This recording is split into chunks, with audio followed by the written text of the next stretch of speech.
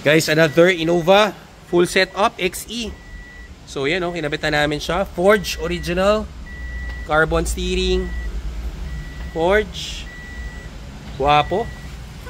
Tapos carbon shifter, nilagyan namin siya. 12-inch Android dashcam, LED interior, black liner full matting, door seal, step board. Guwapo talaga naman ni Bella. Yan, poging-pogi. Sarap hawakan. XE pero walang tinipid sa setup. Rain visor nilagyan natin, napakagwapo. Innova XE. Fender flarings, step board, mudguard. Install it later. Fender flarings, projector fog light. So new grill, bagong grill, upgraded. Skid plate, projector, low beam, high beam, park light upgraded, hood shocks, rubber hood lining,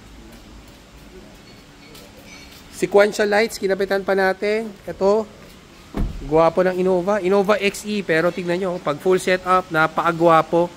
Ito, brand new XE pa, stock pa siya, mamaya bubuin pa natin siya. Full black liner matting, rear seal, backup sensor. Ito yon. So ito, 1 hour, we're done. Kung type nyo yung mga ganitong setup, clean look lang siya. Black and gray lang yung ginawa natin. Yan oh. Naka-hood shocks na siya, ina-assemble. Pero tingnan mo yung harap oh. Iba na itsura. Mas naging matapang na siya. New grill. Tapos full projector, full LED. Sample natin. Pasample lang natin sa inyo. Gusto nyo makita. Ito yung solusyon. Mahina ilaw ng Innova. Fog light niya, naka ano na. Fog light pa on. Fog light. Yan, fog light, low beam, pati high beam. Yan, high beam oh, high beam. Yun, high beam oh. Iwan mo sa high beam. Yan, napakalakas. Napakaganda. Tingnan mo yung ilaw. So, naka-align na rin yan ha. Pag sa amin nagkabit, kami na rin mag-a-align yan. Kami nagagawa. Napakalakas, napakaliwanag. Hindi yan makakasilaw, naka-align yan. Napakagandang ibiyahe sa gabi, yung mga madalas bumiyahe. So, ito, 1 hour lang, we're done. Ito, bubuin pa natin.